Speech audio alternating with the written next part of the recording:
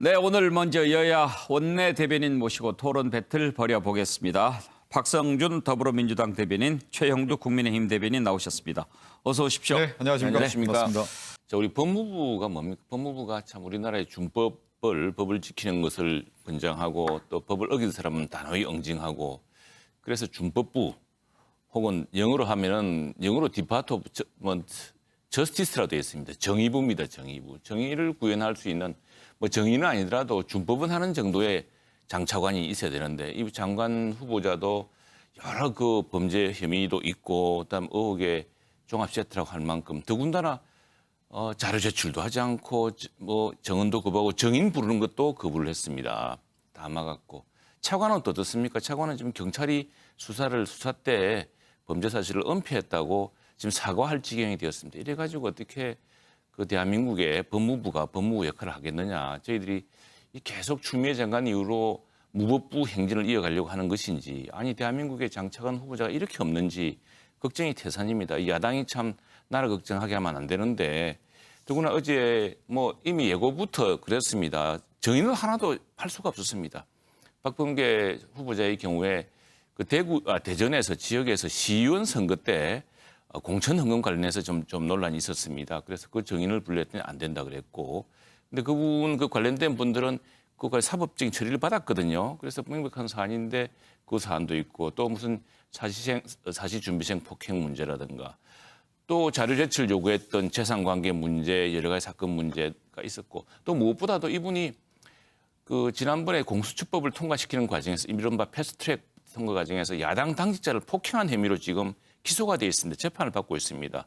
그러니까 재판을 받고 있는 당사자가 지금 검사 인사를 다 좌지우지하게 돼 있지 않습니까? 이것부터가 맞지 않는 일이고 여러 가지 걱정이 많고 해서 스스로 뭐 지금 삼선 의원이시니까 법사위에서 더 큰 역할을 하셔도 되는데 그 장관을 맡으셔가지고 지금 우리 야당으로서도 동료 의원이고 해서 곤혹스럽지만은 그러나 나라에서 기틀은 분명히 세워야 되는 것이고 또 법무부의 본인의 역할을 바로잡기 위해서는 청문회를 통해서 분명히 좀 그러려고 그랬는데 그런 기회조차도 제대로 못 가졌다.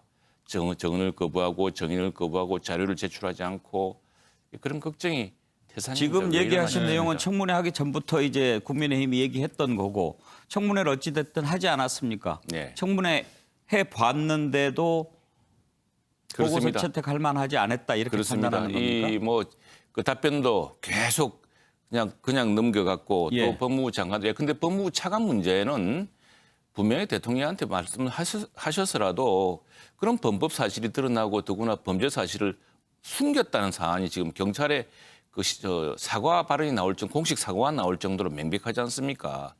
그런 정도로 분명히 법을 세워야죠. 알겠습니다. 예.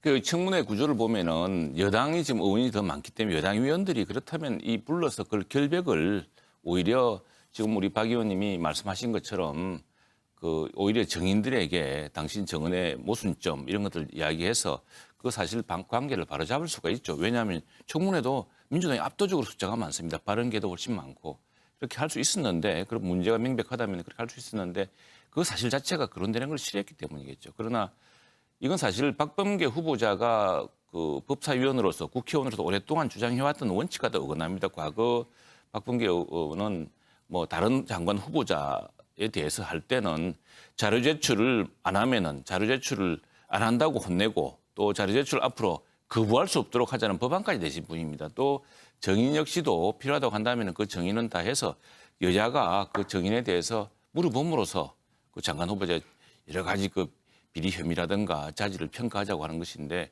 충분하게 여당이 반박할 수 있고 하는 그건데 워낙 명백한 사실관계 때문에 아마 그랬던 것 같습니다.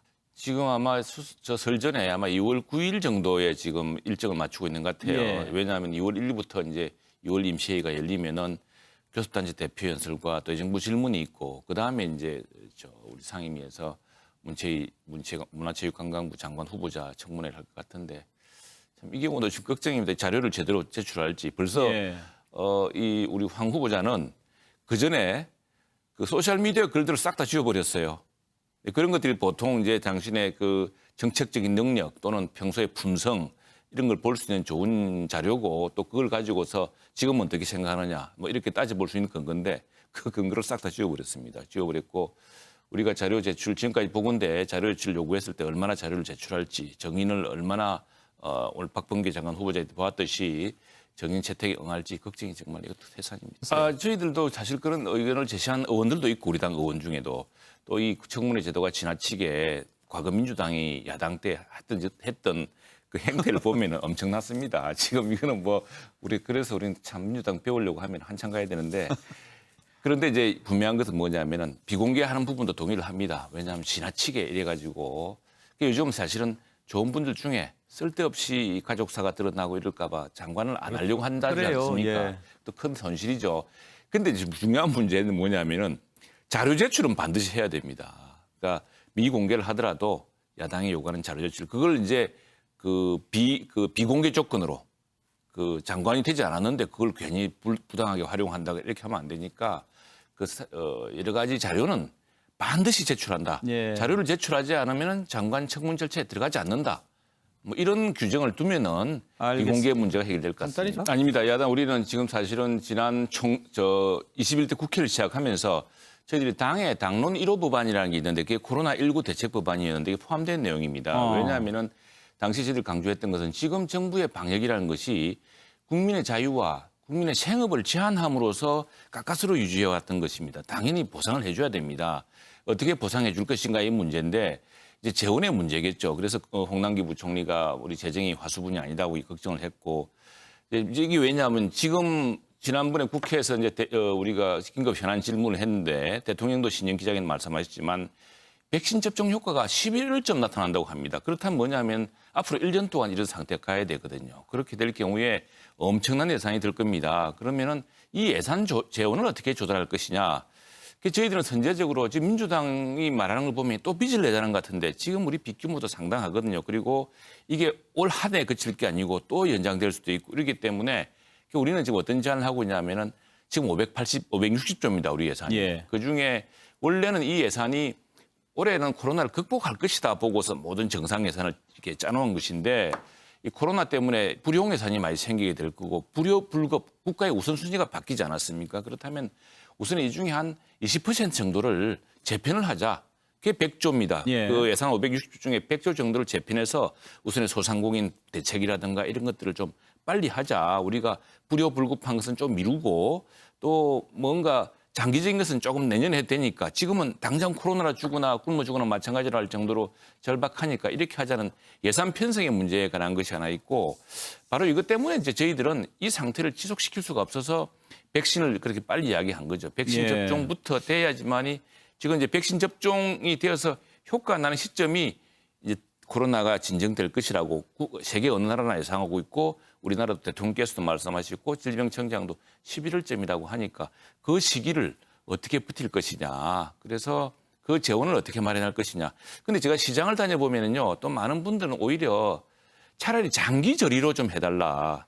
그러니까 국가 예산으로 지원해 준다는 게 300만 원, 500만 원 이 정도일 텐데. 대출을 많이 해달라. 왜냐하면 그 우리 책임으로 이 대출을 나중에 장사되면 갚을 테니까. 예. 대출이라는 건 국민 대출한 사람의 책임이지 않습니까? 대신에 이걸 좀 장기 저리로 해준다면은 그렇게 되면 사실 국가 재정으로 보더라도 재정의 부담폭이 작습니다. 근데 뭐 소상공인 신용기금을 만들어서 그 은행에 그 정도 예대 마진을 보전해주면은 그냥 뭉텅이 돈을 막 몇백만 원씩 주는데 사실은 소상공인으로서는 은발의 오줌 누기가 되는 것이고 그래서 그런 좀 복합적인 방안들을 연구하고 있습니다. 그럴까요? 예산 우선순위에 근데 이런 게 있었죠. 저희들 이제 문체위 보면은 지난번에 쿠폰 같은 거 왜냐하면 관광지정책으로 쿠폰 같은 걸 했는데 쿠폰을 뿌리다가 쓸 수가 없게 되었습니다. 이게 이제 코로나 확산되면서 그러면 이게 2월이 되겠죠.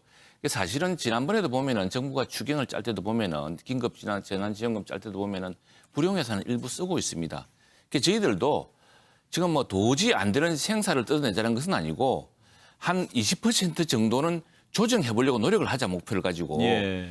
정 안 되면은 또 추가로 좀 빚을 내더라도 처음부터 막 빚부터 내자 그러면은 지금 못 쓸 예산이 쌓여 있는데 그래 우리 매일 보면은 연말에 그 뭡니까 보도블록 새로 까는 그런 걸 봤는데 이번에는 아주 그런 사태가 더 클 거란 말이죠. 예. 그렇다면은 좀 미리 더구나 이제 질병청장하고 대통령 신년 기자회견에서 코로나가 11월까지는 확산세다. 진정 잡기 어렵다. 백신 속도로 볼 때 그렇다고 한다면 알겠습니다. 지금 예산 집행 문제를 조정해 보자는 이야기죠. 예, 이 선거는 기본적으로 서울시장, 부산시장 민주당 시장의 성범죄로 이루어진 보궐선거입니다. 그래서 그 도덕성에 대한 엄중한 이제 시민들의 심판이 이루어질 것이고 또 하나 두 도시가 대한민국 첫 번째 도시, 두 번째 도시인데 정부 위기에 처했습니다. 한쪽은 방역에서의 위기, 또 도시 인프라의 위기, 더구나 주택 가격 폭등으로 인한 위기에 있고 부산은 이제 경제적 새로운 활로를 찾아야 되는 그런 새로운 도전에 직면해 있습니다.